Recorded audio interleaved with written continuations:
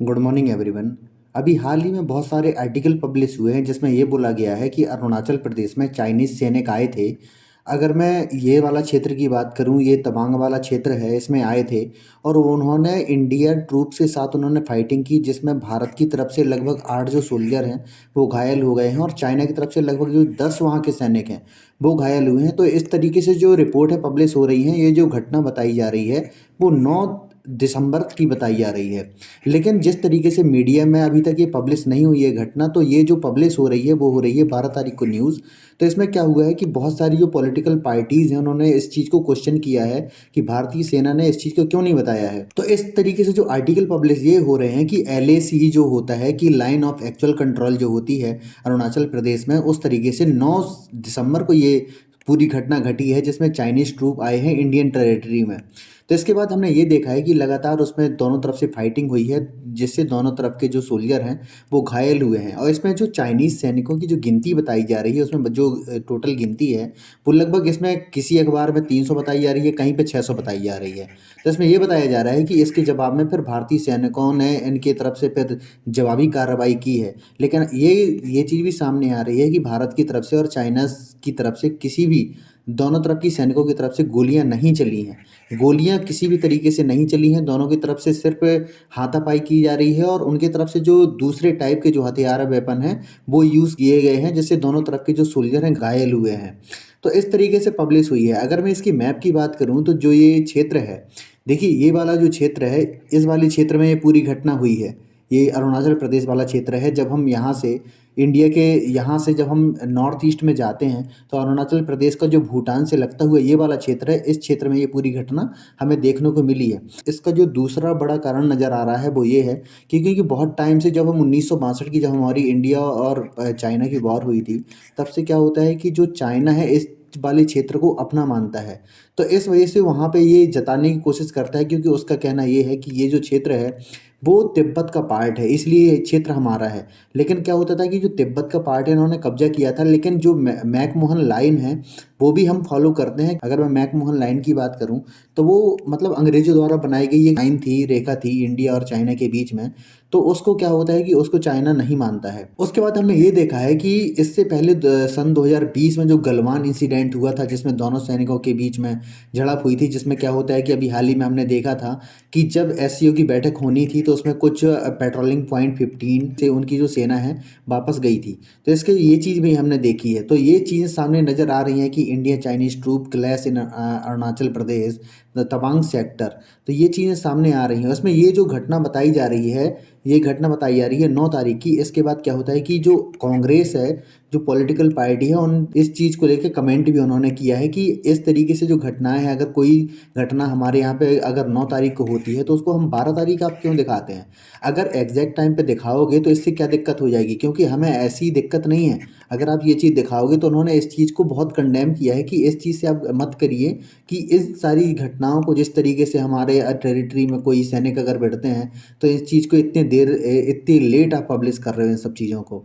तो उसके बाद हमने ये देखा है कि इससे पहले भी बहुत सारी घटनाएं हुई थी इंडिया और अगर चाइना के सैनिकों की अगर मैं बीच की बात करूं, तो इसमें ये बोला जाता है कि 1 मई 2020 को दोनों दोनों देशों की जो सेना है, पूर्वी लद्दाख की जो पेंगोंग लेक थी उसके आसपास दोनों देशों की जो सेनाओं के बीच में झड़प हुई थी। इसके बाद हमने ये देखा था कि 15 जून को गलवान इंसिडेंट हुआ था। और उसके बाद हमने ये देखा है कि दोनों देशों की जो सेनाओं के बीच में जो वेपन्स यूज़ किए गए थे, उसमें पत्थर यूज़ किए गए थे, रॉड, जो लोहे के रॉड थे उनको यूज़ किया गया था, जिसमें ये बताया गया था कि इंडिया की तरफ से लगभग 20 सैनिक मारे गए थे। और भारतीय मीडिया जो बता रही थी, उन्होंने 38 सैनिकों की मरने की खबर दी थी।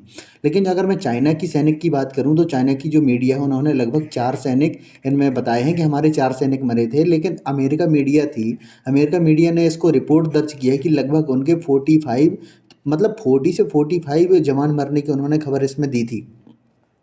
इसके बाद हमने ये देखा है कि 15 जून 2022 को जिस तरीके से गलवान इंसिडेंट हुआ था, उसके बाद हमने ये भी देखा है कि अक्टूबर 2021 में फिर दोनों सेनाएं आमने सामने हुई थी, जिसमें भारतीय सैनिकों ने बहुत सारे चाइनीज सैनिकों को अपने बंदी बना लिया था, उनको बांध के डाल दिया था। उसके बाद जो हाई लेवल में बातचीत हुई थी ऑफिसर्स के बीच में, उसके बाद क्या होता था कि चाइना के जो सैनिकों को छोड़ा गया था। तो ये चीज़ भी सामने आई है। और इसमें हमने ये देखा है कि 1962 का जब से वॉर हुआ है, उसको तब से हमने ये देखा है कि लद्दाख लद्दाख और जो अरुणाचल प्रदेश की बहुत सारा जो सीमा है, उसको चाइना अपना मानता है। वो कहता है कि ये तिब्बत का अंग था, तो हम हमारा ही ये समझो। और उसके बाद हमने ये देखा है कि पिछले साल हमने ये देखा कि 15 स्थान, 15 जगहों के जो चाइना ने नेम है वो भी बदले थे। तो ये चीज़ भी हमें देखने को मिली है। अभी हाल ही में हमने ये देखा है कि जिस तरीके से चाइना में प्रोटेस्ट बढ़ रहे हैं, उसका भी ये नतीजा हो सकता है। क्या नतीजा हो सकता है वो मैं आपको बताता हूँ। क्या हो रहा है कि हाल ही में हमने ये देखा है कि चाइना में लगातार प्रोटेस्ट बढ़ रहे हैं और वहाँ के लोग क्या होता है कि ब्लैंक पेपर दिखा रहे हैं शी जिनपिंग को। तो वहाँ पे क्या होता है कि सिंगल पार्टी सिस्टम चलता है, तो उसमें ये बताया जा रहा है कि जिस तरीके से लोग इनके खिलाफ जा रहे हैं, तो इनको कुछ करना ही था। तो इनके यहाँ पे ये होता है कि अगर कोई इस तरीके से बात होती है, तो फिर ये राष्ट्रवाद का मुद्दा उठाते हैं कि या तो हम मतलब या तो पड़ोसी कोई देश होता है, जैसे हमने बहुत ही देखा है कि वियतनाम और बाकी जो आसियान कंट्रीज़ हैं उनके साथ में इनका विवाद चलता है। जो साउथ चाइना सी है उनके साथ में इनका विवाद चलता है, तो उनसे साथ झड़प कर लेंगे। तो इनमें ये दिखाया जाता है कि हमारे साथ ये गलत हो रहा है, तो जो लीडर का बना रहना बहुत ज़रूरी है। तो इस तरीके से जो लगातार हमेशा अपनी जो पब्लिक है उनको मैनिपुलेट करते हैं, उनके दिमाग में हमेशा ये भरा जाता है इनकी तरफ से कि हमारा देश खतरे में है और हमारा जो लीडर है वो सही है। और बहुत सारी चीज़ें हैं वहाँ की जनता में, जिस तरीके से जीरो कोविड-19 की जो पैंडेमिक जिस तरीके से बढ़ रहा है, तो वहाँ पे उन्होंने ये बोला है कि ज़ीरो कोविड पॉलिसी वहाँ पे इम्पोज़ की गई है, जिससे लगातार वहाँ पे घुट रहे हैं। उनको लोगों को बोला ये गया है कि आप एक ही स्थान में बंद कर रहिए और यहाँ से जाने की आपको ज़रूरत कहीं भी नहीं है। तो लोगों को ये कहना है कि अगर हम एक ही जगह रहेंगे तो हमारा परिवार भी है, हमें कुछ खाना भी है, ग्रोसरी का सामान भी लेना है। तो अभी हाल ही में हमने देखा था कि पिछले दिनों में एक बिल्डिंग में आग लग गई थी, तो इसी वजह से, क्योंकि ज़ीरो कोविड पॉलिसी की वजह से उन लोगों के बचाव नहीं हो पाया। इससे हमने ये देखा कि बहुत सारे लगभग 10 से भी ज़्यादा लोगों की वहाँ पे मौत हो गई थी। अब चाइना के पास ऑप्शन क्या बचते हैं? तो चाइना के पास ऑप्शन ये बचते हैं कि या तो इंडिया के इस वाले क्षेत्र में ये इस चीज़ को बढ़ाएँगे, इस चीज़ में लड़ाई पैदा करेंगे जिससे इनके लोगों को संतुष्टि मिले। अभी हाल ही में देखा जब गलवान इंसिडेंट हुआ था और लगभग इनके 38 इनके जो सोल्जर हैं मारे गए थे। लेकिन उन्होंने अपनी जो मीडिया में जो बताया है, बड़ी मुश्किल से कबूल किया। पहले तो बता रहे थे कि हमारे एक भी नहीं मरे। लेकिन बाद में हमने ये देखा कि जिस तरीके से इनके ऊपर प्रेशर बढ़ता जा रहा था, उनके जो लोग हैं वो बता रहे थे कि हमारे बच्चे कहाँ गए, तो बाद में फिर उन्होंने वो ये बोला कि हाँ 4 लोग मारे गए हैं। लेकिन जो यूएस मीडिया है, यूएस मीडिया ने जो बताया है, उन्होंने ये बोला है कि इसमें 40 प्लस इनके जो सैनिक हैं मारे गए हैं। तो अब इनके पास ऑप्शन ये है कि जिस तरीके से लोगों को अपने ये बरगलाते हैं, तो उसमें ये है कि या तो ये इंडिया के साथ में झड़प करेंगे या फिर बचता है ताइवान। क्योंकि हाल ही में हमने ये देखा है कि ताइवान जो नैन्सी पेलोसी आई थी, अगर मैं यूएसए की स्पीकर की अगर मैं बात करूँ, तो उन्होंने ये बोला था कि हम मतलब ताइवान में कब्जा कर लेंगे, ताइवान को उड़ा देंगे। लेकिन ऐसा कुछ भी नहीं हुआ। इन्होंने लगातार मना किया कि आप आएंगे तो हम आपको उड़ा देंगे, हम आपका जो प्लान है उसी में मिसाइल लगा देंगे। तो उन्होंने बोला लगा दो। तो इसके बाद हमने ये देखा कि नैन्सी पेलोसी जो हैं यहाँ पे ताइवान में विजिट किया था और ये सिर्फ धमकी देते रहे थे। इन्होंने ये भी हमने बाद में देखा कि जो इनके बेड़े हैं बहुत सारे, इन्होंने जो मरीन मतलब सबमरीन होती हैं वो इनके डिप्लॉय करके रख दिए यहाँ पे। ये सारी चीज़ हमने देखी हैं लगातार। तो अब इसके साथ ऑप्शन ये बचते हैं कि या तो ये ताइवान के ऊपर अटैक करने की कोशिश करेंगे, लेकिन अटैक तो नहीं करेंगे, लेकिन यहाँ पे युद्धाभ्यास ये कर सकते हैं, जिससे उनको नागरिकों को लगे कि हाँ हमारा जो लीडर है वो सही काम कर रहा है, तो प्रोटेस्ट कम हो जाए। क्योंकि हाल ही में हमने देखा है कि जो ब्लैंक पेपर, उन्होंने ये बोला है कि आप अगर मतलब आपके कोई पेज में कोई भी कार्टून बना मिला या गवर्नमेंट के खिलाफ, तो हम आपको अंदर कर देंगे। तो उन्होंने बोला ठीक है। तो उन्होंने क्या किया कि फिर ब्लैंक पेपर लाए और उसमें कुछ भी नहीं है, ब्लैंक पेपर खाली सादा लाए हैं और वही दिखा रहे हैं। तो उसको लेके भी ये लोग उनको अंदर करने लगे हैं। तो जो चाइना में प्रोटेस्ट बढ़ रहे हैं उसको लेके भी शी जिनपिंग की जो चिंता है लगातार बढ़ रही हैं।